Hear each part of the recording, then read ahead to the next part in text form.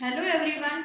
हम लोग क्लास 10 का चैप्टर 2 पढ़ रहे थे, पीरियोडिक क्लासिफिकेशन ऑफ एलिमेंट्स। ठीक है, लास्ट वाले वीडियो में हम लोगों ने पढ़ा था आयनाइजेशन एनर्जी और उसका क्या ट्रेंड रहता है जब आप पीरियड में लेफ्ट टू राइट मूव करते हो या फिर किसी ग्रुप में जब आप टॉप टू बॉटम जाते हो तो उसमें किस तरीके से वहां पर वेरिएशंस होते हैं, हमने लास्ट क्लास में स्टडी किया था। ठीक है, अब इसके बाद आज हम पढ़ेंगे इस वाले लेक्चर में इलेक्ट्रॉन एफिनिटी। ठीक है, ये भी क्या है बच्चों, एक पीरियोडिक प्रॉपर्टी है। ठीक है, और इसके बारे में हमें पढ़ना है और इसका भी हम लोगों को यहाँ पर ट्रेंड देखना है कि जब आप पीरियड में लेफ्ट टू राइट मूव करते हो और जब ग्रुप में टॉप टू बॉटम जाते हो तो किस तरीके से उसमें वेरिएशंस आते हैं। ठीक है, तो सबसे पहले हम यहाँ पर लिखते हैं कि इलेक्ट्रॉन एफिनिटी क्या होती है।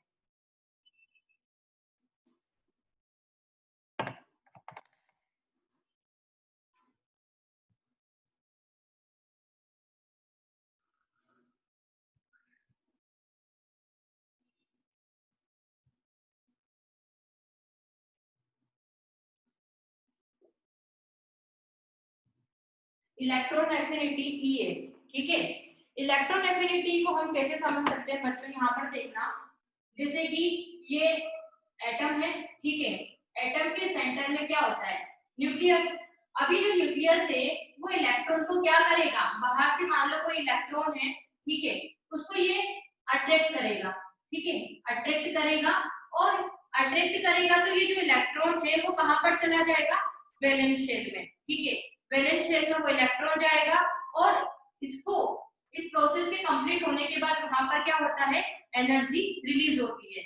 इसको आप ऐसे समझिए कि जो न्यूक्लियस है इसको इलेक्ट्रॉन से क्या है, प्यार है। ठीक है, ये जो इलेक्ट्रॉन है उसको ये अपने वैलेंस शेल में लेगा और उसके बाद ये ज्यादा स्टेबल होगा, ज्यादा ये खुश होगा, है ना, ये ज्यादा खुश होगा, ज्यादा स्टेबल होगा, तो खुशी खुशी में क्या करता है, ये एनर्जी को रिलीज करता है। ठीक है, तो इलेक्ट्रॉन एफिनिटी क्या होती है बच्चों, जब कोई न्यूट्रल आइसोलेटेड गैसियस एटम है उसके बाहर वाले शेल में अगर हम वैलेंस शेल में इलेक्ट्रॉन को ऐड करते हैं तो कितनी एनर्जी वहां पर रिलीज हो रही है, तो वो जो अमाउंट ऑफ एनर्जी है, ठीक है, उसको क्या बोला जाता है, इलेक्ट्रॉन एफिनिटी।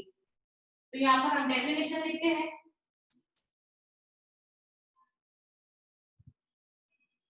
तो ये इलेक्ट्रॉन कहां पर जाता है बच्चों, वैलेंस शेल में।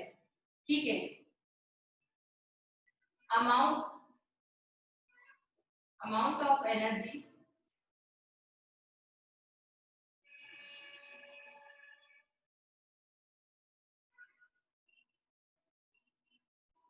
released when an electron is added to valence shell of an isolated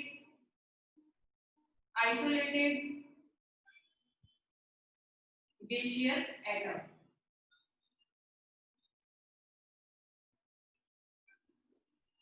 ठीक है बच्चों, amount of energy released when an electron is added to valence shell of an isolated gaseous atom।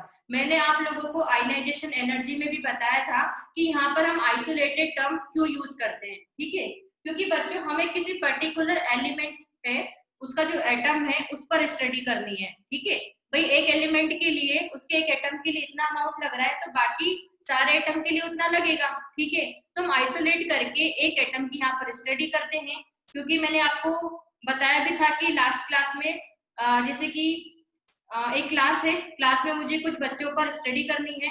ठीक है, तो सारों पर मैं एक साथ स्टडी करने के बजाय क्या करूंगी, एक एक बच्चे को वहां पर अलग से बैठाऊंगी और उनके बारे में वहां पर मैं पता करूंगी कि इसको क्या पसंद है क्या ना पसंद है। ठीक है, उसी टाइप से आप इसको समझिए, मतलब झुंड में स्टडी करने से अच्छा है कि आप आइसोलेटेड एक की स्टडी करो। ठीक है, उससे रिजल्ट क्या होते हैं, बिल्कुल सही मिलते हैं। तो इन आइसोलेटेड गैसियस एटम के वैलेंस शेल में जब हम एक इलेक्ट्रॉन को ऐड करते हैं तो वहां पर क्या होती है बच्चों, एनर्जी रिलीज होती है, क्योंकि वो जो एटम है वो क्या होता है, उसको एक्सेप्ट करके वो खुश होता है। खुश होता है मतलब खुश क्यों हो रहा है, क्योंकि उसको स्टेबिलिटी मिल रही है। जैसे कि किसी के पास मान लो कुछ कमी है ना, तो उसको वो जो कमी पूरी हो जाती है तो वो खुश होगा। खुश होने के चक्कर में वो क्या करेगा, मतलब यहाँ पर एनर्जी रिलीज कर रहा है। ठीक है, तो ये जो एटम है वो क्या करता है, एनर्जी रिलीज करता है। और इसकी यूनिट की बात करें हम, यूनिट क्या होती है बच्चों, इलेक्ट्रॉन वोल्ट पर एटम या फिर किलो जूल पर मोल। इलेक्ट्रॉन वोल्ट की वैल्यू मैंने आप लोगों को तब भी बताई थी, 1.6 इंटू 10⁻⁻19 कूलम। और किलो जूल पर मोल हम तब यूज करते हैं जब हम 1 मोल एटम के लिए बात कर रहे हैं। 1 मोल एटम के लिए इतनी किलो जूल एनर्जी वहां पर रिलीज्ड है या फिर रिक्वायर्ड है आयनाइजेशन एनर्जी में, मैंने बताया था आपको। ठीक है, तो ये इलेक्ट्रॉन एफिनिटी होता है। अब इसके बाद हम लोग देखते हैं, ये देखो ये बच्चों प्रोसेस कैसा है, ये एक्सोथर्मिक प्रोसेस है। ठीक है, एक्सोथर्मिक प्रोसेस होता है, मतलब इसका जो डेल्टा एच है वो क्या होगा, नेगेटिव होगा, है ना। मैंने आप लोगों को डेल्टा एच के बारे में बताया था, ये हीट एनर्जी होती है किसी भी रिएक्शन के लिए, तो उसकी वैल्यू क्या रहती है यहाँ पर, नेगेटिव। एक्सोथर्मिक प्रोसेस के लिए ऐसा लिखा जाता है। ठीक है, जैसे कि ये एक एटम है ए, उसने एक इलेक्ट्रॉन को एक्सेप्ट करा, उससे क्या बनेगा बच्चों, ए माइनस बनेगा।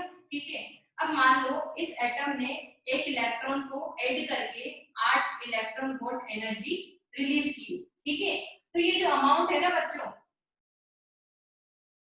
8 इलेक्ट्रॉन वोल्ट, वो उसकी क्या है, इलेक्ट्रॉन एफिनिटी। ठीक है, इसकी इलेक्ट्रॉन एफिनिटी कितनी है, 8 इलेक्ट्रॉन वोल्ट।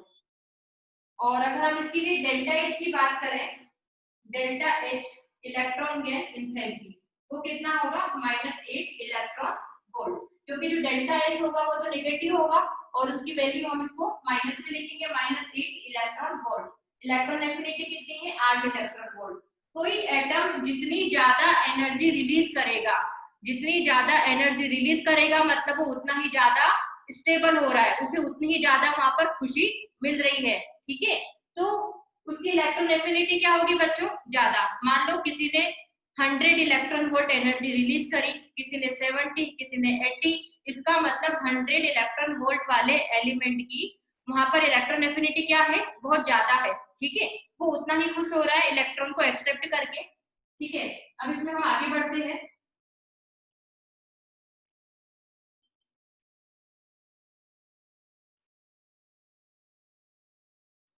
तो जनरली ये कहां पर देखा जाएगा, नॉन मेटल्स के लिए। ठीक है, नॉन मेटल्स क्या करती है, इलेक्ट्रॉन को एक्सेप्ट करती है ना। वो इलेक्ट्रॉन एक्सेप्ट कर रही है, उनकी इलेक्ट्रॉन एफिनिटी क्या होगी, ज्यादा होगी, क्योंकि उनकी स्टेबिलिटी किसमें आती है, इलेक्ट्रॉन को एक्सेप्ट करने के बाद। ठीक है, अब यहाँ पर देखिए आप लोग, सक्सेसिव इलेक्ट्रॉन एफिनिटी, जैसे कि हम लोगों ने आयनाइजेशन एनर्जी में भी पढ़ा था सक्सेसिव आयनाइजेशन एनर्जी, वैसे ही यहाँ पर सक्सेसिव इलेक्ट्रॉन एफिनिटी होता है। तो देखिए जैसे कि एक एटम है, इसने एक इलेक्ट्रॉन को एक्सेप्ट करा और क्या बनाया, ए माइनस। ठीक है, इसकी करस्पॉन्डिंग यहाँ पर जो एनर्जी रिलीज होगी वो सपोज E1 है। ठीक है, अब ये जो ए माइनस है, ए माइनस ने क्या करा, एक इलेक्ट्रॉन को और ज्यादा यहाँ पर एक्सेप्ट, मतलब एक इलेक्ट्रॉन इसने और एक्सेप्ट करा, तो यहाँ पर क्या बनेगा, A2 माइनस। इसके करस्पॉन्डिंग जो एनर्जी रिलीज होगी उसको हमने लिखा E2। ठीक है,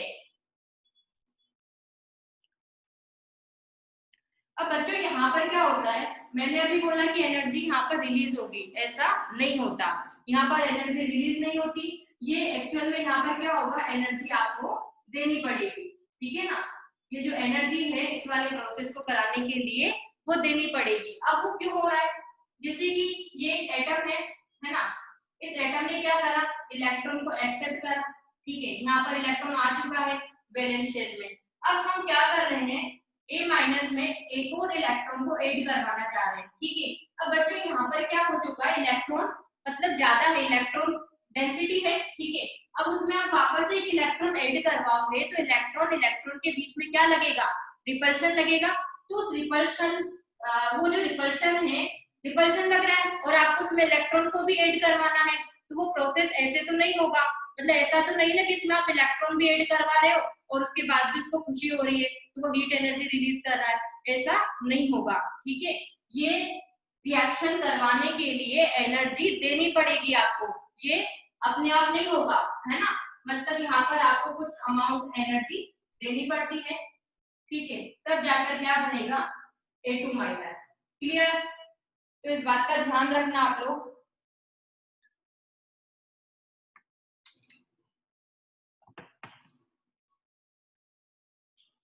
ये जो फर्स्ट प्रोसेस होता है, ये जो फर्स्ट वाला है ना, जिसमें कि पहला इलेक्ट्रॉन उसने एक्सेप्ट करा है, वो जो प्रोसेस होता है बच्चों, वो होता है एक्सोथर्मिक, ठीक है। और ये क्या है, एंडोथर्मिक। ये एंडोथर्मिक क्यों है, क्योंकि यहाँ पर हीट एनर्जी एब्जॉर्ब हुई है, उसके बाद में ये प्रोसेस अकर हुआ है, ठीक है ना। अब इसके बाद बच्चों हमारा मन हुआ इसमें एक इलेक्ट्रॉन और ऐड किया जाए, तो हम क्या करेंगे, A2 माइनस, इसमें एक और इलेक्ट्रॉन ऐड करवाना चाह रहे हैं, तो क्या बनेगा A3 माइनस। आप करवाओ, कोई दिक्कत नहीं है, लेकिन ये जो है ना आगे आने वाले प्रोसेस, वहां पर हीट एनर्जी अब रिलीज नहीं होगी, अब वहां पर आप लोगों को एनर्जी देनी पड़ेगी, क्योंकि बच्चों यहाँ पर ये तो क्या है, ये तो मर गया, इसकी तो हालत यहीं पर ही खराब है, ये एक इलेक्ट्रॉन को भी एक्सेप्ट नहीं कर पा रहा है, ठीक है ना, क्योंकि इलेक्ट्रॉन इलेक्ट्रॉन के बीच में रिपल्शन लगता है, ये जो आने वाला इलेक्ट्रॉन है और आपने जो पहले ऐड किया है उनके बीच में रिपल्शन वहां पर लगेगा, तो वो रिएक्शन ऐसे नहीं हो पाएगी, उसमें आपको कुछ रिश्वत देनी पड़ेगी, है ना, और वो क्या है, वहां पर एनर्जी आपको देनी पड़ती है, और उस वजह से क्या होता है, वो रिएक्शन होगी, मतलब ये प्रोसेस यहाँ पर अगर होएगा A2 माइनस बना, ठीक है, और A2 माइनस है, A2 माइनस में आपने एक और इलेक्ट्रॉन ऐड करवाया, तो ये भी इजीली नहीं होएगा, इसमें आपको एनर्जी और ज्यादा देनी पड़ेगी, ठीक है ना, क्योंकि यहाँ तो आपको कहाँ एक ही रिपल्शन मिल रहा था, मतलब वो जो इलेक्ट्रॉन है, एक इलेक्ट्रॉन था उनके बीच में रिपल्शन हो रहा था, यहाँ तो अब दो इलेक्ट्रॉन हो चुके हैं, आपने ज्यादा ऐड करे ना, तो उस वजह से रिपल्शन अब और ज्यादा बढ़ता हुआ जा रहा है, उसको करवाने के लिए अब यहाँ पर एनर्जी ज्यादा देनी पड़ेगी, तो ये आगे आने वाले जो भी प्रोसेस होंगे बच्चों, वो होते हैं एंडोथर्मिक, एंडोथर्मिक प्रोसेस होते हैं। क्लियर? तो आप लोग यहाँ पर ये ध्यान रखना कि फर्स्ट इलेक्ट्रॉन जब भी ऐड किया जाएगा एटम में, तो वो जो प्रोसेस होता है दैट इज एक्सोथर्मिक, मतलब हीट एनर्जी वहां पर रिलीज होती है, उसके बाद आप कितने भी इलेक्ट्रॉन उसमें ऐड करवाओ, वो सारे के सारे प्रोसेस कैसे होते हैं, एंडोथर्मिक, ठीक है, हीट एनर्जी वहां पर एब्जॉर्ब होती है। क्लियर? अब इसके बाद हम लोग पढ़ेंगे factors on which electron affinity depend।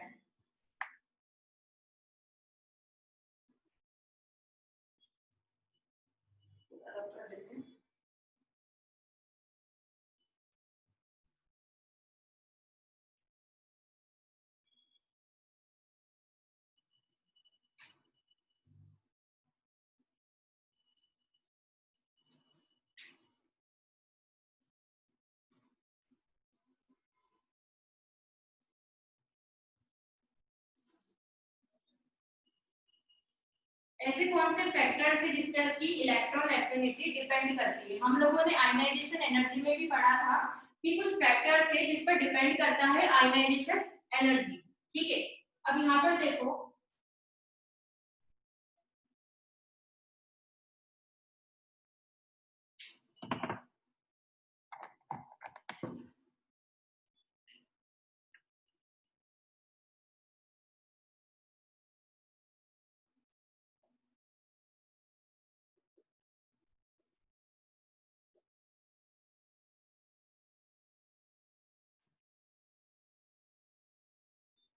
Factors on which electron affinity depend.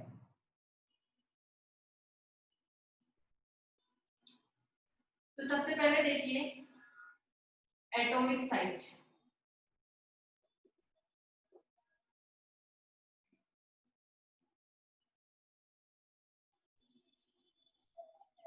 देखो एक छोटा एटम है ना, एक छोटा सा एटम है और एक थोड़ा बड़ा एटम है, हमने दो टाइप के एटम लिए, एक छोटा एटम एक बड़ा एटम, ठीक है।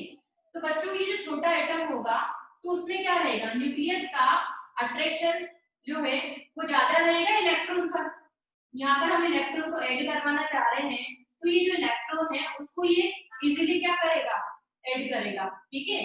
और उस वजह से क्या होगा बच्चों, ये स्टेबल होगा, इसको खुशी होगी और ये एनर्जी को रिलीज करेगा। तो बच्चों जितना छोटा एटम होता है, मतलब जितनी एटॉमिक साइज कम होती है, उसकी इलेक्ट्रॉन एफिनिटी उतनी ही ज्यादा होती है। क्लियर?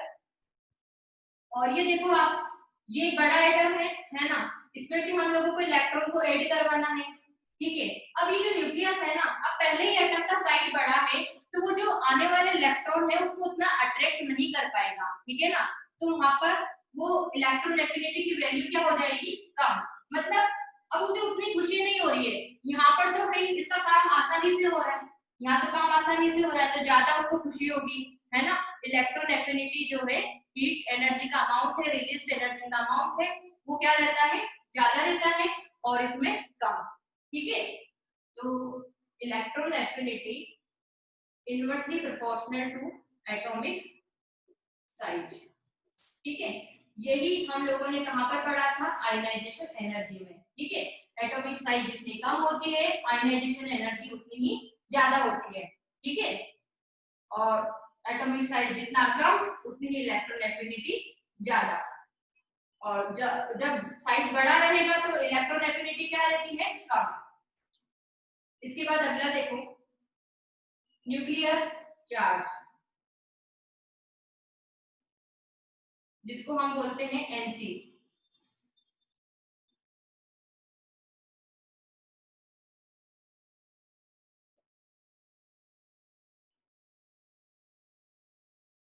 न्यूक्लियर चार्ज अगर ज्यादा रहता है ना बच्चों, जैसे कि इसमें न्यूक्लियर चार्ज क्या है, ज्यादा है, ज्यादा प्रोटॉन्स है, तो ज्यादा उस पर चार्ज रहेगा। ठीक है, तो ज्यादा पॉजिटिव रहता है, तो वो इलेक्ट्रॉन को क्या करेगा, ज्यादा अपने तरफ अट्रैक्ट करेगा, उसको वो इजीली एक्सेप्ट करेगा। ठीक है ना, क्योंकि उसमें पावर है, वो इलेक्ट्रॉन को होल्ड करके रख सकता है। ठीक है, तो हीट एनर्जी का जो अमाउंट रहता है रिलीज, यहाँ पर क्या रहेगा, ज्यादा, मतलब इलेक्ट्रॉन एफिनिटी क्या रहेगी, वो ज्यादा रहती है।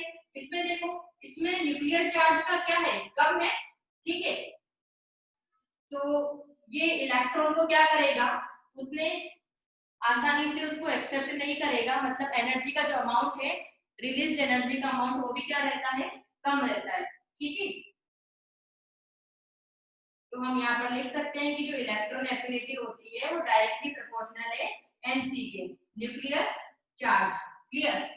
अब अगला देखो आप लोग, वहां पर हमने थर्ड क्या पढ़ा था, इलेक्ट्रॉनिक कॉन्फ़िगरेशन।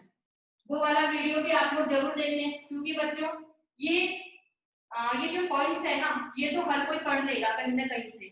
यहाँ पर क्या है, एक्सेप्शन मैंने डिस्कस किए हैं, जो एक्सेप्शन आते हैं, क्योंकि केमिस्ट्री में बच्चों एक्सेप्शन बहुत सारे आते हैं, उनको अगर आप लोग नहीं पढ़ोगे, साइड में रख दोगे, तो आप लोगों के मार्क्स कहीं ना कहीं कट जाएंगे, क्योंकि कोई भी एग्जामिनर होता है तो वो एक्सेप्शन से क्वेश्चन पूछेगा ही पूछेगा। ठीक है ना, जनरल ट्रेंड तो हर किसी को पता है, सबको पता है कि पीरियड में आप लेफ्ट टू राइट मूव करते हो तो ये इंक्रीज होता है, ये डिक्रीज होता है, वो आप लोग पढ़कर आते हो। ठीक है ना, एक्सेप्शन भी हम लोगों को पता होने चाहिए, तो आप लोग वीडियो देखिए।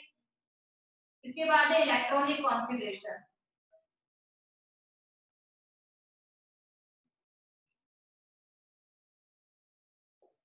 इलेक्ट्रॉनिक कॉन्फ़िगरेशन में मैंने आप लोगों को बताया था, स्टेबल इलेक्ट्रॉनिक कॉन्फ़िगरेशन दो टाइप के होते हैं। First one is half filled and second one is full field. ठीक है बच्चों, तो हाफ फिल्ड हम किसको बोलते हैं, P3 है, D5 है, F7 है। F से हमारा वैसे काम पड़ता नहीं है, फिर भी मैं यहाँ पर लिख रही हूँ। और फुल फिल्ड P6 हो गया, D10 है, F14 है। ठीक है, तो बच्चों स्टेबल इलेक्ट्रॉनिक कॉन्फ़िगरेशन का यहाँ पर क्या मतलब है, उसको समझो आप लोग। ठीक है, जैसे कि किसी का पहले से ही स्टेबल इलेक्ट्रॉनिक कॉन्फ़िगरेशन है, तो वो एक इलेक्ट्रॉन को ऐड क्यों करेगा, उससे तो उसकी स्टेबिलिटी क्या हो जाएगी, कम हो जाएगी। जैसे कि किसी का P3 है ना, किसी का P3 इलेक्ट्रॉनिक कॉन्फ़िगरेशन है, तो एक इलेक्ट्रॉन को अगर वो ऐड करता है तो कितना हो जाएगा बच्चों, P4। ठीक है, P4 हो जाने पर उसकी स्टेबिलिटी क्या हो गई, अब पहले से कम हो गई, तो कोई अपनी स्टेबिलिटी क्यों खराब करना चाहेगा। तो ऐसे केसेस में बच्चों क्या होता है, इलेक्ट्रॉन एफिनिटी कम होती है। इलेक्ट्रॉन एफिनिटी ज्यादा कब होती है, जब इलेक्ट्रॉन ऐड हो रहा है और वो खुश होकर ज्यादा एनर्जी रिलीज करता है। ठीक है, ज्यादा एनर्जी रिलीज करना मतलब इलेक्ट्रॉन एफिनिटी ज्यादा होना। क्लियर? तो ऐसे में क्या होगा, इलेक्ट्रोनेगेटिविटी की वैल्यू कम रहती है। क्लियर। अब इसके बाद हम लोग देखते हैं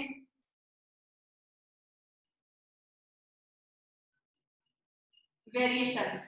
ठीक है, जो कि हम लोगों को पढ़ने होते हैं। ट्रेंड क्या रहेगा, variation of electron affinity in periodic table. ठीक है, पीरियोडिक टेबल के लिए ही हम लोग स्टडी करते हैं। ये चैप्टर जब मैंने शुरू किया था तो उसमें आप लोगों को बताया था कि ये जो चैप्टर है ये बहुत ही बड़ा चैप्टर है, आप लोगों को बहुत ज्यादा वास्ट लगता है। क्यों लगता है, क्योंकि सबसे पहले आप इसमें सारे पीरियोडिक मॉडल्स हैं, है ना, पीरियोडिक टेबल की जो हिस्टोरिकल डेवलपमेंट है वो आप स्टडी करते हो। उसके बाद आप मॉडर्न पीरियोडिक टेबल तक आते हो एक एक करके। उसके बाद आप लोगों को पीरियोडिक प्रॉपर्टीज पढ़नी होती है। तो ये चैप्टर बहुत ज्यादा लंबा लगता है ना। तो पीरियोडिक टेबल आप लोग पहले अच्छे से पढ़िए। ठीक है, वो जो पीरियोडिक टेबल बनी है उसी में हम ये पीरियोडिक प्रॉपर्टीज स्टडी करते हैं। ठीक है, तो वेरिएशन हम लोग देखेंगे पीरियड में। सबसे पहले अलोंग द पीरियड। पीरियड में हम कैसे देखते हैं बच्चों, left to right. Left to right जब हम मूव करेंगे किसी भी पीरियड में तो क्या होगा, न्यूक्लियर चार्ज इंक्रीज होता है। पीरियड में जब हम लेफ्ट टू राइट मूव करते हैं बच्चों तो क्या होता है, न्यूक्लियर चार्ज इंक्रीज होता है। ठीक है, न्यूक्लियर चार्ज के डायरेक्टली प्रोपोर्शनल है इलेक्ट्रॉन एफिनिटी। क्लियर। तो इलेक्ट्रॉन एफिनिटी भी क्या होती है, इंक्रीज होती है। ठीक है, तो पीरियड में लेफ्ट टू राइट जाने पर इलेक्ट्रॉन एफिनिटी क्या होती है बच्चों, इंक्रीज।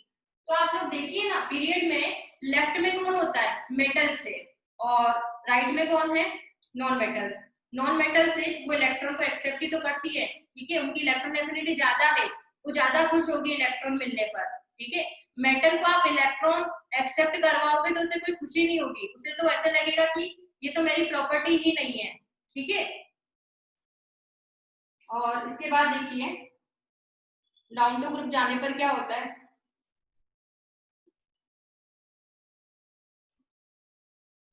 ग्रुप में बच्चों क्या होता है, साइज इंक्रीज होती है। जैसे कि ये देखो, इसकी साइज सबसे ज्यादा है, इसकी साइज सबसे कम है। ठीक है, साइज यहाँ पर ऊपर से नीचे जाने पर इंक्रीज हो रही है, और साइज के इनवर्सली प्रोपोर्शनल होता है इलेक्ट्रॉन एफिनिटी। तो इलेक्ट्रॉन एफिनिटी किसी भी ग्रुप में डाउन, टॉप टू डाउन जाते हैं, टॉप टू बॉटम जाते हैं, तो इलेक्ट्रॉन एफिनिटी क्या होती है बच्चों, डिक्रीज होती है।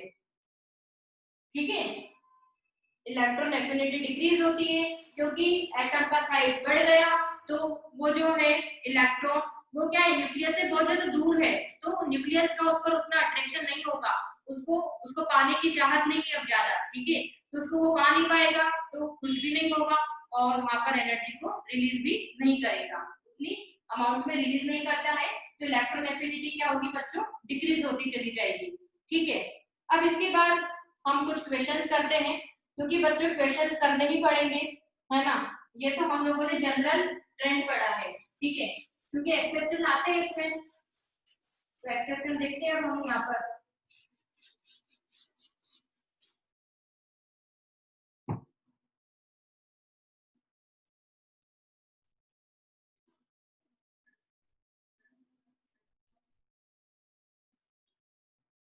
हम सेकंड पीरियड के एलिमेंट्स की बात करते हैं। सेकंड पीरियड, सेकंड पीरियड में कौन आता है, lithium, beryllium, boron, carbon, nitrogen, oxygen, fluorine and neon. ठीक है, तो बच्चों यहाँ पर हमने जो वेरिएशन पढ़ा है उसके अकॉर्डिंग तो आप लोग क्या करोगे, आपके एक्सपेक्टेशंस क्या हैं, आप यहाँ पर ऐसे कर दोगे। ठीक है, मतलब इलेक्ट्रॉन एफिनिटी क्या होती है, इंक्रीज होती है। जब आप लेफ्ट टू राइट जाते हो किसी भी पीरियड में तो इलेक्ट्रॉन एफिनिटी इंक्रीज होती है, तो इसका मतलब नियोन की सबसे ज्यादा है और लिथियम की कम है।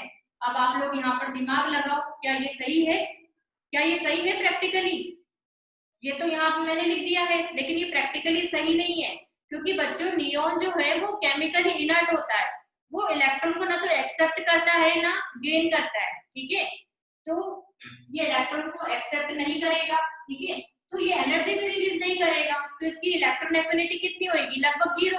इसकी हम जीरो ही मानते हैं। तो बच्चों ये जो नियॉन है ना, ये तो बिल्कुल पीछे जाने वाला है, ठीक है, ये बिल्कुल पीछे जाने वाला है। ये हमारी एक्सपेक्टेशन है, ठीक है। रियलिटी क्या है, रियलिटी में पहले लिख देती हूँ, ठीक है।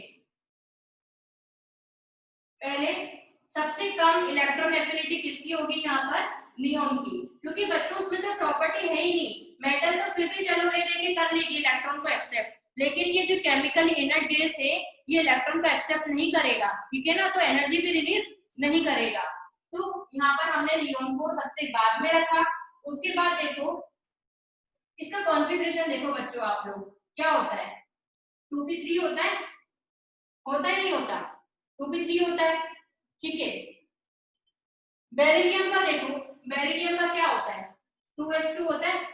ये इनके क्या है, ये फुलफिल इलेक्ट्रॉनिक कॉन्फ़िगरेशन है, ये फुलफिल्ड इलेक्ट्रॉनिक कॉन्फ़िगरेशन है, और ये फुलफिल्ड है और ये हाफ फिल्ड है, ठीक है। तो बच्चों हाफ फिल्ड और जो फुलफिल्ड इलेक्ट्रॉनिक कॉन्फ़िगरेशन होते हैं वो ज्यादा स्टेबल होते हैं, तो वो स्टेबिलिटी खराब नहीं करना चाहेंगे, वो इलेक्ट्रॉन को एक्सेप्ट नहीं करेंगे, ठीक है ना, मतलब उनमें टेंडेंसी बहुत कम रहेगी, तो वो एनर्जी भी रिलीज नहीं करेंगे, ठीक है। तो इसके बाद बच्चों आता है नाइट्रोजन, ठीक है, नाइट्रोजन आता है। इसके बाद आता है बेरिलियम, ठीक है। बेरिलियम की भी इलेक्ट्रॉन एफिनिटी क्या है, बहुत कम है ना, ये भी इलेक्ट्रॉन को एक्सेप्ट नहीं करेगा, इसकी इलेक्ट्रॉन एफिनिटी बहुत कम है, इसके इलेक्ट्रॉन की प्रति चाहत बहुत कम है, ठीक है, ये हो गया। अब इसके बाद आएगा नंबर बोरोन का, ठीक है। आप क्या करोगे यहाँ पर, आप इसके बाद देखो ये एक्सेप्शन वाला पार्ट है ना, हमने नियॉन लिख दिया, नाइट्रोजन लिख दिया और बेरिलियम लिख दिया। अब आप क्या करोगे, ऐसे कैसा लिख दोगे, Li लिखा, B लिखा, CNO और F, ठीक है। अब बच्चों यहाँ पर एक और दिक्कत है, ठीक है। अब वो दिक्कत क्या है, ये लिथियम है ना, ये लिथियम, ये बोरॉन, ठीक है। इसका इलेक्ट्रॉनिक कॉन्फ़िगरेशन क्या है, 1s2 2s1, और इसका कितना होता है 1s2 2s2 2p1, क्लियर। इसके पास 5 इलेक्ट्रॉन है, इसका कॉन्फ़िगरेशन ये है, इसका 1s2 2s1 है। अब लिथियम में बच्चों आप एक इलेक्ट्रॉन ऐड तो करवाओ, इसमें एक इलेक्ट्रॉन ऐड करवाओ, उसके बाद आप इसका कॉन्फ़िगरेशन देखो क्या होने वाला है, क्या हो जाएगा 1s2 2s2, ठीक है। और इसमें आप करो, इसको तो कुछ भी फर्क नहीं पड़ने वाला है ऐसा कोई खास, ठीक है। लेकिन इसका जो इलेक्ट्रॉनिक कॉन्फ़िगरेशन है ना बच्चों, वो कहां पर चला गया, स्टेबल पे, वो स्टेबिलिटी गेन कर चुका है, ठीक है ना। और किसी को अगर इलेक्ट्रॉन को एक्सेप्ट करने के बाद स्टेबिलिटी गेन हो रही है ना, स्टेबिलिटी उसको मिल रही है, तो वो क्यों नहीं करेगा, ठीक है। तो इसका मतलब लिथियम की इलेक्ट्रॉन एफिनिटी किससे ज्यादा होती है, बोरोन से, क्लियर। यहाँ पर लिथियम आएगा, यहाँ पर बोरोन आएगा, और ये सारी कहानी हम यहाँ से हटा देते हैं, ठीक है। इसके पीछे रीजन क्या है, क्योंकि जो लिथियम है वो एक इलेक्ट्रॉन को एक्सेप्ट करके स्टेबल इलेक्ट्रॉनिक कॉन्फ़िगरेशन ऑब्टेन करता है, ठीक है। और बोरोन पर तो ऐसा कोई खास फर्क नहीं पड़ रहा है, तो लिथियम की इलेक्ट्रॉन एफिनिटी ज्यादा है बोरोन से, ये ज्यादा खुश होगा इलेक्ट्रॉन को एक्सेप्ट करके, ज्यादा एनर्जी को ये रिलीज करेगा, ठीक है। तो देखो अब इसको आपको याद कैसे करना है, एक ट्रिक बता देती हूँ, मतलब मैंने भी ऐसे ही लर्न किया हुआ है। आप लोगों को चीजें याद करनी ही पड़ेगी, आप हमेशा इतना मतलब इतना कम टाइम होता है कभी एग्जाम में, आप ये सारी चीजें एक साथ माइंड में नहीं ला सकते हैं ना, गलती होने के चांसेस रहते हैं, ठीक है। तो आप लोग क्या करो, आपको बस समझ में आना चाहिए, आपको रीजन पता होना चाहिए कि ऐसा क्यों हो रहा है, ठीक है ना। लेकिन आपको फाइनली इसको लर्न करना है, और वो कैसे करोगे, पहले कौन आएगा बच्चों, यहाँ तो पता लग रहा है कि नियोन सबसे बाद में आने वाला है, क्लियर। नियोन के बाद में आएगा नाइट्रोजन, आप नियोन में से ई हटा दो, नियोन में से ई हटा दो तो क्या बनेगा नाइट्रोजन, ठीक है।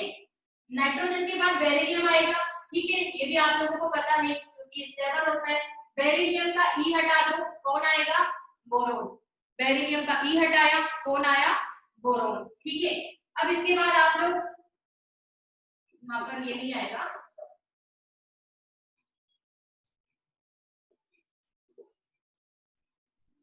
इसके बाद देखो क्या लिखना है, LIC ऑफिस।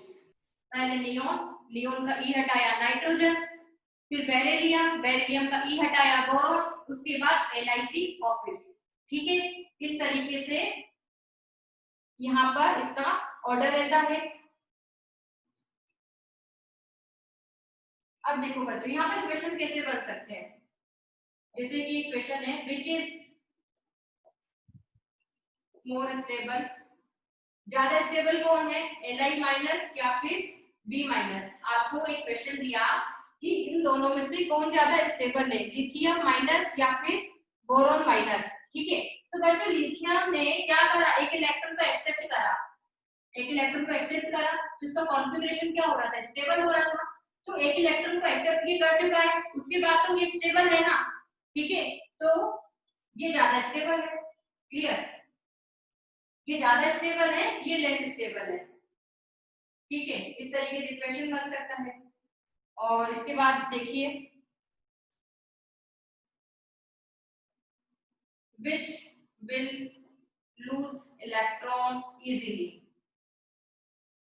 आपको बच्चों पूरी कहानी समझ में आती है ना, तो आप क्वेश्चन कर लोगे कोई सा भी। ठीक है, जैसे कि Li माइनस है और B माइनस है, ये पूछा है कि लिथियम माइनस और बोरॉन माइनस आयंस हैं, इसमें इलेक्ट्रॉन को इजीली लूज कौन करेगा।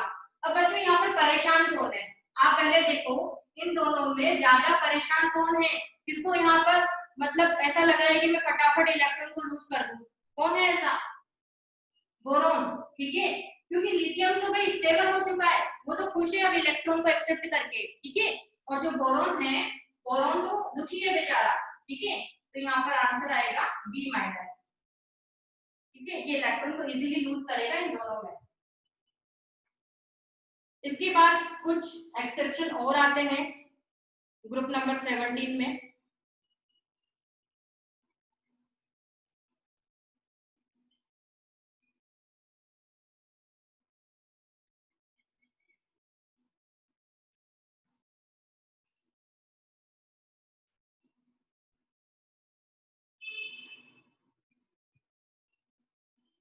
ग्रुप नंबर 17 की हम बात करते हैं। ग्रुप 17 मतलब हेलोजेंस, FClBrI। ठीक है, ग्रुप नंबर 17 में एलिमेंट्स आते हैं हेलोजेंस की। अगर हम बात करें फ्लोरीन, क्लोरीन, ब्रोमीन, आयोडीन। ठीक है, तो यहाँ पर आप लोग क्या एक्सपेक्ट कर रहे हो, क्या एक्सपेक्ट कर रहे हो, इलेक्ट्रॉन एफिनिटी क्या होने वाली है, यहाँ पर क्या होता है ग्रुप में, इलेक्ट्रॉन एफिनिटी डिक्रीज होती है। इसका मतलब फ्लोरीन की सबसे ज्यादा, फिर क्लोरीन, फिर ब्रोमीन, देन आयोडीन। क्लियर, आप लोग यही सोच रहे होंगे, बट बच्चों यहाँ पर कुछ गड़बड़ है। ठीक है, और वो क्या है, ये एक्सपेक्टेशन है आपकी, क्योंकि आप लोग ट्रेंड पढ़कर आए हो। ठीक है, बट रियलिटी क्या है वो आप लोगों को ध्यान रखनी है। रियलिटी क्या है, ClFbRI। ठीक है बच्चों, ये आप लोगों को ध्यान रखना है। क्लोरीन की इलेक्ट्रॉन एफिनिटी सबसे ज्यादा होती है हेलोजेंस में। अगर हम हेलोजेंस की बात करें, उसके बाद तो जनरल ट्रेंड है जो कि होना चाहिए। ठीक है, और सबसे बड़ी बात ये कि जो क्लोरीन होता है बच्चों, पूरे पीरियोडिक टेबल में इलेक्ट्रॉन एफिनिटी इसकी सबसे ज्यादा होती है, इसको सबसे ज्यादा खुशी मिलती है इलेक्ट्रॉन को एक्सेप्ट करके। ठीक है, तो ClFbRI यहाँ पर ऑर्डर रहता है। ठीक है, अब बच्चों यहाँ पर ऐसा क्यों हो रहा है, आप लोगों को तो ये भी तो पता है कि क्लोरीन के तो इलेक्ट्रोनेगेटिव एलिमेंट है ना। ये क्या होता है, मोस्ट इलेक्ट्रोनेगेटिव एलिमेंट है। वैसे इलेक्ट्रोनेगेटिविटी हम लोग पढ़ेंगे।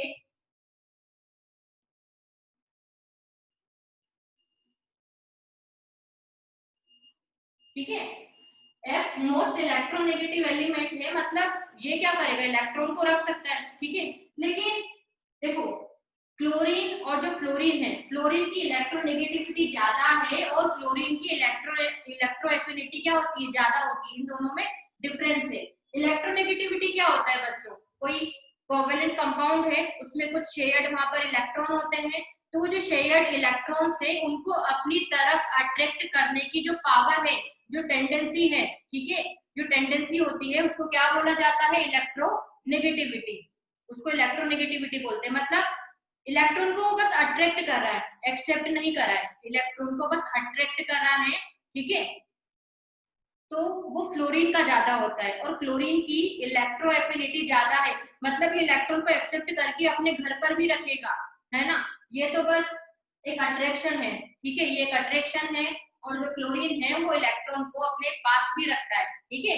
तो एफिनिटी क्लोरीन की ज्यादा है और फ्लोरीन की इलेक्ट्रोनेगेटिविटी ज्यादा है, ठीक है। तो आप लोग ऐसे याद रख लेना, क्लोरीन सबसे पहले, उसके बाद बस फ्लोरीन आएगा, फिर वैसे ही चलता है, ठीक है। ये हैलोजेंस में रहता है। इसके बाद जैसे कि यहाँ पर भी क्वेश्चन बन रहा है, विच इज मोर स्टेबल, ज्यादा स्टेबल कौन है भाई, F माइनस और Cl माइनस में, बताओ भाई। Cl को इलेक्ट्रॉन मिला तो ये ज्यादा खुश है, फ्लोरीन तो बस अट्रैक्ट करता है, घर पर नहीं रखता, ठीक है। उसकी इलेक्ट्रोनेगेटिविटी ज्यादा है, इसकी तो इलेक्ट्रो एफिनिटी ज्यादा है, तो ये ज्यादा स्टेबल है, ये लेस स्टेबल है ना। तो एक क्वेश्चन ये बना।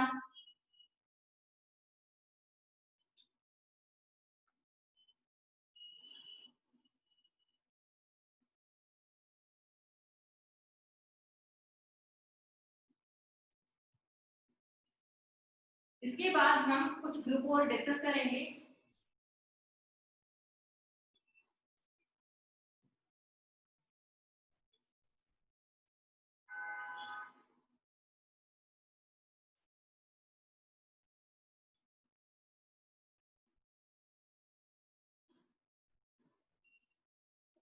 Group number 14, group number 15, group number 16 और ग्रुप नंबर 17, ठीक है। तो बच्चों ग्रुप नंबर 14 में कौन आता है, कार्बन, सिलिकॉन, जर्मेनियम, टिन और लेड, ठीक है। नेपाल, पाकिस्तान, ऑस्ट्रेलिया सब बिकाऊ। ग्रुप नंबर 16 देखो, ओ स्टाइल से टीपो, ओ स्टाइल से टीपो। इसके बाद देखो फ्लोरीन, क्लोरीन, ब्रोमीन, आयोडीन, ठीक है। ये हमने यहाँ पर हैलोजेंस लिखे हैं। तो बच्चों आप लोग है ना ग्रुप में क्या एक्सपेक्ट करते हो, ग्रुप में क्या होना चाहिए भाई, इसका तो हमने यहाँ पर देखा, है ना। मतलब क्लोरीन की इलेक्ट्रोएफिनिटी ज्यादा होती है फ्लोरीन से, ठीक है। और उसके बाद Br आता है, उसके बाद आयोडीन आता है, वो ऐसे ही चलता है। लेकिन बच्चों यहाँ ये जो ग्रुप है ना, यहाँ पर भी यही सेम चीज होने वाली है, ठीक है। मतलब ऐसे नहीं होता कि ये ऐसे होगा यहाँ पर, ठीक है। मतलब कार्बन की सिलिकॉन से ज्यादा, यहाँ पर नाइट्रोजन की फॉस्फोरस से ज्यादा, यहाँ पर ऑक्सीजन सल्फर से ज्यादा नहीं होगा इलेक्ट्रोनेगेटिविटी, ठीक है। ज्यादा किसकी रहती है, इनकी, ठीक है। अब ऐसा क्यों होता है बच्चों, ये जो सिलिकॉन है, फॉस्फोरस है, सल्फर है, क्लोरीन है, इनका जो साइज है ना, इनके ऊपर वाले एलिमेंट से क्या है, ज्यादा बड़ा है, ठीक है। ज्यादा बड़ा घर होगा तो इलेक्ट्रॉन इजीली वहां पर रह पाएगा, पहले ही घर छोटा है, ठीक है। भाई फ्लोरीन है, ऑक्सीजन है, नाइट्रोजन है, इनका घर पहले ही छोटा है, उसमें आप एक मेंबर को ऐड कर रहे हो, ठीक है। तो सबके बीच में क्या होगी, लड़ाई होगी, तो वहां पर इलेक्ट्रॉन एफिनिटी ज्यादा, मतलब कोई खुश हो ही नहीं पाएगा, ठीक है ना। तो इलेक्ट्रॉन एफिनिटी क्या रहेगी, कम रहती है, और इनका साइज क्या रहता है, इनके पास अच्छी जगह है, ये बड़े एटम्स है, इलेक्ट्रॉन को यहाँ पर ये रख पाएंगे, ठीक है। तो ये रहता है सब में, बाकी नीचे वैसे ही चलेगा। मतलब देखो इसके लिए करेक्ट क्या है, सबकी मैं यहाँ पर रियलिटी लिखूंगी, ठीक है। सिलिकॉन पहले आ जाएगा कार्बन से, उसके बाद जर्मेनियम, फिर टिन, फिर लेड, क्लियर। बाकी पीछे का वैसे ही चलेगा। इसमें देखो ग्रुप नंबर 15 में फॉस्फोरस की ज्यादा, नाइट्रोजन की बाद में आएगी, फिर आर्सेनिक, एंटीमनी और बिस्मिथ, ठीक है। बाद वाले वैसे ही रहेंगे। अब बच्चों ये जो ग्रुप नंबर 16 है ना, ग्रुप नंबर 16 में क्या हो रहा है भाई, सल्फर की तो सबसे ज्यादा होगी, ये तो हम लोगों को पता लग गया। लेकिन बच्चों ये जो ऑक्सीजन है ना, ये ऑक्सीजन बिल्कुल नीचे गिरा हुआ है, इसको आप ऐसे याद रखना, ये बिल्कुल नीचे गिरा हुआ एलिमेंट है। ऑक्सीजन की सबसे बाद में आने वाली है इलेक्ट्रॉन एफिनिटी, ठीक है। तो इलेक्ट्रो एफिनिटी की सबसे बाद में रहेगी, मतलब सल्फर के बाद ऑक्सीजन ही आएगा, Se आएगा, Pe हो गया, उसके बाद ऑक्सीजन आएगा, सबसे बाद में ऑक्सीजन को लिखा जाता है, इसकी इलेक्ट्रॉन एफिनिटी सबसे कम है। और यहाँ तो हम लोगों ने पढ़ा ही है Cl, F, Br और I, ठीक है। ये इलेक्ट्रॉन एफिनिटी का ऑर्डर रहता है। इन ग्रुप्स का आप लोगों को ध्यान रखना है कि जनरली क्वेश्चन आता है, ठीक है।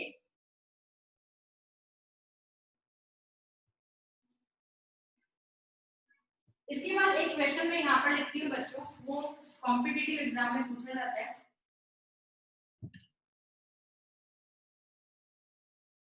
आपको एलिमेंट्स दे दिए, एक दिया है ऑक्सीजन, सल्फर, क्लोरीन और आयोडीन। इनको इलेक्ट्रॉन एफिनिटी के इंक्रीजिंग या डिक्रीजिंग ऑर्डर में अरेंज करना है, ठीक है। 4 एलिमेंट्स दिए हुए हैं, 2 एलिमेंट कहाँ से है, ग्रुप नंबर 16 से, और 2 एलिमेंट कहाँ से है, ग्रुप नंबर 17 से, ठीक है। तो आप लोग पहले क्या करोगे भाई, ये करोगे सल्फर का ऑक्सीजन से ज्यादा, आप ऐसे ही करने लगोगे, सल्फर का ऑक्सीजन से ज्यादा और क्लोरीन का आयोडीन से ज्यादा, ठीक है। अब इसके बाद आप लोग सोचोगे कि अब इनको हम कैसे लिखें, भाई पूरा एक अरेंज करना है ना, ठीक है। तो आप लोग सोचोगे कि यहाँ पर क्या आना चाहिए, किसकी किससे ज्यादा है, भाई सल्फर की ऑक्सीजन से ज्यादा है, क्लोरीन के आयोडीन से ज्यादा है। और अगर आप यहाँ पर देखो तो सल्फर की लाइन में कौन आ रहा है, क्लोरीन आ रहा है, ठीक है, और ऑक्सीजन आयोडीन तो इधर है, ठीक है। तो आप लोग बस इतना ध्यान रखना कि जो ग्रुप नंबर 16 होता है ना बच्चों, ग्रुप नंबर 16 का कोई भी एलिमेंट आप ले लो, उसका इलेक्ट्रॉन एफिनिटी ग्रुप नंबर 17 के किसी भी एलिमेंट से कम ही होगा, ठीक है। ग्रुप नंबर 16 का कोई भी एलिमेंट आप उठा लो, उसका इलेक्ट्रॉन एफिनिटी ग्रुप नंबर 17 के किसी भी एलिमेंट से कम ही होगा, ठीक है। तो देखो क्लोरीन है, क्लोरीन की सबसे ज्यादा है ना, ये आयोडीन हो गया, Cl पहले ही आने वाला है, ठीक है। और आयोडीन ये क्या है, ये तो 17 ग्रुप का एलिमेंट है ना। अब आयोडीन की भी सल्फर से ज्यादा ही है, ठीक है ना, ऐसे ही होगा। कहने का मतलब अगर आप है ना किसी की भी बात करो, जैसे कि सल्फर है, ग्रुप नंबर 16 का सबसे ज्यादा इलेक्ट्रॉन एफिनिटी वाला एलिमेंट है सल्फर, है ना, उसकी भी इलेक्ट्रॉन एफिनिटी ग्रुप नंबर 17 के सबसे कम इलेक्ट्रॉन एफिनिटी वाले एलिमेंट से कम ही है ना, मतलब आयोडीन की ज्यादा रहती है सल्फर से भी, ठीक है। आयोडीन की इलेक्ट्रॉन एफिनिटी सल्फर से भी ज्यादा है। तो देखो Cl आई तो हम लोगों को पता है, ठीक है। अब आयोडीन सल्फर से भी ज्यादा है इसकी इलेक्ट्रॉन एफिनिटी, और ये हमें यहाँ पर बताई था, ठीक है। ये क्वेश्चन पूछा जाता है जनरली, इसका ध्यान रखना, ठीक है बच्चों। तो आज वाले लेक्चर में हम लोगों ने इलेक्ट्रॉन एफिनिटी पढ़ा, ठीक है। आप लोगों को समझ में आया होगा, कुछ टॉपिक्स थोड़ा इलेक्ट्रॉनिक कॉन्फ़िगरेशन से रिलेटेड होते ही हैं। मैंने आप लोगों को बोला था इलेक्ट्रॉनिक कॉन्फ़िगरेशन अच्छे से लिखना सीख लो, उसके लिए भी मैंने एक वीडियो यहाँ पर डाला हुआ है, आप लोग उसको देखिए, ठीक है। एसपीडीएफ वाला कॉन्फ़िगरेशन है और आयनाइजेशन एनर्जी, ये सारी चीजें आप लोगों को अच्छे से पढ़नी है, इसमें से क्वेश्चन आते ही आते हैं, ठीक है। तो अगली वाली क्लास में हम लोग डिस्कस करेंगे इलेक्ट्रोनेगेटिविटी, जो कि अगली पीरियोडिक प्रॉपर्टी है। Thank you.